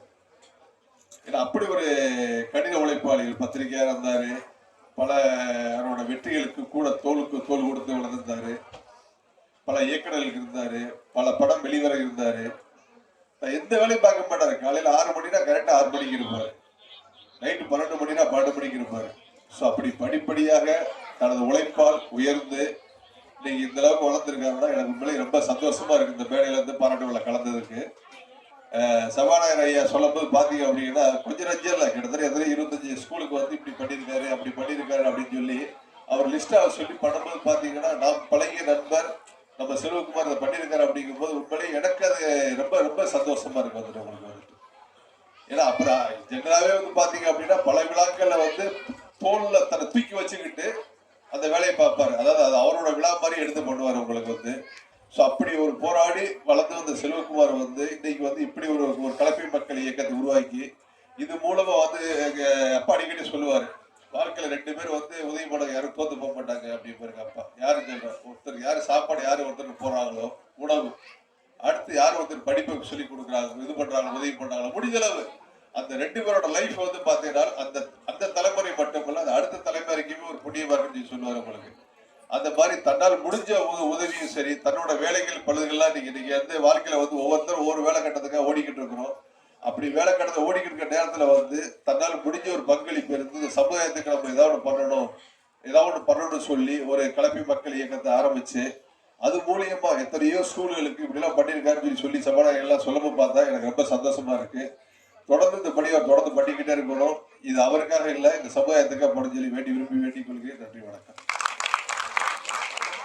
இந்த சமுதாயத்தில் உயர்ந்து நிற்க வேண்டும். இதெல்லாம் சாதிச்சுட்டு வந்து உட்காந்துருக்க இந்த அண்ணன் PT செல்வகுமார மனசார வாழ்த்துறேன். நம்ம வீட்டுக்கு யாராவது ஒருத்தர் வந்துட்டு வணக்கம் சொன்னா பக்கத்து வீட்டுல இருந்து வந்து சொல்ல மாட்டாங்க, வணக்கம்னா அவங்க தான் வந்து சொல்லுவாங்க. வணக்கம், புரிஞ்சுக்கிட்டீங்கன்னு நினைக்கிறேன். பணம் மட்டும் ஒரு மனிதனுக்கு நோக்கம் இல்லை, பணத்துக்கு அப்பாற்பட்டு மனித நேயம் இருக்கணும். அந்த மனித நேயம் மிக்க மனிதர் உயர்திரு PT செல்வகுமார் உண்மையிலேயே மனசார பாராட்டுறேன். என்னை எதுக்கு இதுக்கு கூப்பிட்டாரு? சினிமா சம்மந்தம் எனக்கு இதுக்கு சம்மந்தமே கிடையாது. சினிமாவுக்கு என்னை எதுக்குடா கூப்பிட்டாருன்னா அப்போதான் தெரிஞ்சுட்டேன் அவர் செஞ்சதுல சில விஷயங்கள் நானும் பண்ணியிருக்கேன். சமுதாயத்துக்கு நானும் பப்ளிக் சர்வீஸ், பணம் மட்டும் நம்ம நோக்கம் இல்லை, பணத்துக்கு அப்பாற்பட்டு மனித நேயம் இருக்குன்ட்டு இது வரைக்கும் ஒரு 10,000 பேருக்கு ஹெல்மெட் ஃப்ரீயாக கொடுத்துருக்கேன் நான். இந்த ஹெல்மெட்டை சும்மா கொடுத்தா அது வந்து கரெக்டாக போய் சேராதுன்ட்டு காவல்துறையும் நம்மளும் சேர்ந்து சாலை பாதுகாப்பு வாரத்தில் ரோட்டில் ஒருத்தர் ஹெல்மெட் இல்லாமல் வந்தாருன்னா அவரை கூப்பிட்டு சும்மா ஹெல்மெட் கொடுத்தா ஓசல் கொடுத்தா சும்மா வாங்கி போடுவாங்க, அதோடைய வேல்யூ தெரியாது. அந்த ஹெல்மெட்டுடைய அவசியம் என்ன, எதனால ஹெல்மெட் போடணும் அப்படின்னு புரிதல் தன்மையோட புரிய வச்சோம். நான் ஒரு குறும்படம் எடுத்திருக்கேன். 35 நிமிஷம் அந்த படத்தை பார்த்தாங்கன்னா அதான் பனிஷ்மெண்ட். அந்த படத்தை பார்த்துட்டாங்கன்னா அதுக்கப்புறம் ஹெல்மெட்டுடைய அவசியம் என்னன்னு தெரியும். சும்மா கொடுத்தா தெரியாதுன்ட்டு சாலை விதிகளை மதித்து தான் நான் வண்டி ஓட்டுவேன். எனக்குன்னு வீட்டில் ஒரு குடும்பம் இருந்துட்டு இருக்குன்னு எப்பவுமே யோசனை இருக்கணும். செல்போனில் பேசிட்டு வண்டி ஓட்ட மாட்டேன், ட்ரங்க் அண்ட் டிரைவ் பண்ண மாட்டேன். இப்படி ஒரு 30 வகையான நிபந்தனைகளுக்கு உட்பட்டு அவர் டிரைவிங் லைசன்ஸு, வண்டியுடைய நம்பரு எல்லாத்தையும் நோட் பண்ணி இது வரைக்கும் 10,000 பேருக்கு வந்து கமிஷன் ஆஃபீஸில் இந்த நம்பரை டிஸ்ட்ரிபியூட் பண்ணியிருக்கேன் சார். இந்த மாதிரி விஷயங்கள் பண்ணனால தான் நம்மளை கூப்பிட்டுருக்காருன்னு இப்போ உண்மையிலேயே சந்தோஷப்படுறேன். அப்போதான் புரிஞ்சுக்கிட்டேன், அவரு 25 ஸ்கூல் பண்ணியிருக்காருன்னா நம்மளும் ஒரு 4 ஸ்கூலுக்கு இந்த மாதிரி ஒரு சப்போர்ட் பண்ணியிருக்கனால தான் நம்மளை தேர்ந்தெடுத்திருக்காருன்னு. இந்த ஏவிஎம் தேட்டருக்கு ஏற்ற மாதிரி, ஏவிஎம் ஸ்டுடியோக்கு ஏற்ற மாதிரி கெங்கப்ப நாயக் தேர் இருக்கு. அந்த தெருல ராமலிங்க ஸ்கூல் இருக்கு. அந்த ஸ்கூலுக்கு ஒரு நாள் ஒரு விழாவுக்கு போனேன். எல்லா பசங்களும் தரையில் உட்காந்துருந்தாங்க.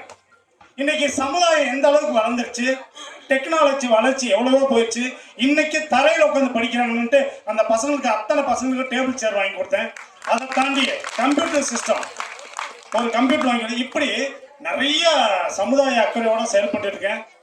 அவர் கல்வியை பற்றி பேசினாரு. சினிமாவுக்கு எனக்கு சம்பந்தம் இல்லை. என்கிட்ட ஒருத்தர் கேட்டார், இந்த கல்விக்காக நீங்கள் என்ன பண்ண போறீங்க அப்படின்னு. நான் அந்த கல்விக்காக ஒரு படம் ஒன்று எடுத்தேன் சார். சினிமா இப்போ எடுக்கல, ஒரு நிமிஷத்துல ஒரு படம் ஒன்று எடுத்திருக்கேன். ஒரு நிமிஷத்துல யாராவது ஒருத்தர் படம் பண்ண முடியுமா? ஒரு நிமிஷத்துல ஒருத்தருக்கு புரிதல் தன்மையோட ஒரு படம் பண்ண முடியுமா? ஒரு 4 டைரக்டரை வச்சுட்டு ஒரு கதை ஒன்று சொன்னேன். 60 செகண்ட்ல அதை சொல்லணும்னு சொன்னாங்க. இந்த கதையை நான் உங்களுக்கு சொல்லிடுறேன், புரியுதல் மட்டும் பாருங்க. அப்படியே ஸ்கூல் விட்டு அப்படியே வெளியே வர்றாங்க. 5 பசங்க ஸ்கூலை விட்டு படிக்கிறாங்க. 10வது படிக்கிற பசங்க ஒரு 5 பசங்க வெளியே வர்றாங்க. அதுல நடுவில் வர ஒரு பொண்ணு என்னுடைய பொண்ணு மாதிரி நினைச்சுங்க. தோல்ல பேக் போட்டுருக்காங்க. இப்ப இருக்க டெக்னாலஜி வளர்ச்சிக்கு அந்த மாதிரி பேக் ஒரு சைடு போடாம 2 சைடும் போட்டுக்கிட்டு வெளியே வராங்க. ஒரு காஸ்ட்லியான கார் டக்குன்னு வந்து நிக்குது. அந்த கார்ல அந்த ஒரு பொண்ணு மட்டும் ஏறி உட்காடுறாங்க. ஆனா உட்காரையில எய்த்தமா இருக்க உள்ள ஓட்டுறது டிரைவர் வந்து அவங்க அப்பா. அப்பா அப்படிங்கிற வண்டியில ஏறி உட்காந்துறாங்க. இந்த 4 பசங்களுக்கு டாட்டா சொல்லிடுறாங்க. ஆனா வண்டியில உட்காந்து ஒரு செகண்ட் அப்படி திரும்பியில எதிர்த்த மாதிரி பார்க்கல ஒரு பொண்ணு தெருக்கூத்தாடி கயிறுல அப்படியே நடந்துகிட்டு இருக்காங்க. கயிறுல பேலன்ஸ் பண்ணி கையில குச்சி வச்சுட்டு அப்படியே அந்த குச்சியில கயிறுல நடந்துகிட்டு இருக்காங்க. இந்த பொண்ணு அவங்கள பாக்குறாங்க. அந்த பொண்ணு அப்படியே நடந்து வந்து கீழே இறங்கி வராங்க. இறங்கி வந்து எல்லாத்துக்கிட்டையும் பிச்சை கேட்கறாங்க. ஒவ்வொருத்தட்டா தட்டை நீட்டி பணம் போட்டுக்கிட்டு வராங்க. இந்த கார்ல வந்து கரெக்டா அந்த தட்டை நீட்டுறாங்க. கார்ல உட்காந்துருக்க அந்த பொண்ணுடைய அப்பா ஒரு 10 ரூபா நோட் எடுத்து அப்படி போட போறாரு. இந்த பொண்ணு தடுக்கிறாங்க. போடாதீங்க அப்படின்னு கை பிடிக்கிறாங்க. எல்லாரும் ஆச்சரியமா பாக்குறாங்க. இந்த பொண்ணு டக்குன்னு கதவை திறந்துட்டு வெளியே இறங்கி அந்த பொண்ணு கையில் இருக்க தட்டை பிடிங்கி தூக்கி வீசிட்டு இவ தோல்ல இருக்க பேக்கை கழட்டி அவ தோல்ல மட்டி கல்விக்கண் திறப்போம், கல்லாமை இல்லாம ஆக்குவோம், சமுதாய சிந்தனை கிங் மேக்கர் ஒரு நிறுவனத்தை வச்சிருக்கேன். இது எதுக்காக சொன்னா 60 செகண்ட்ல இப்படி ஒரு படம் எடுத்திருக்கேன். பணம் நம்ம நோக்கம் இல்லை, சமுதாயத்துக்கு ஏதாவது செய்யணும். பணம் நிறைய சம்பாதிக்கலாம், அதை அள்ளி சாப்பிட முடியாது.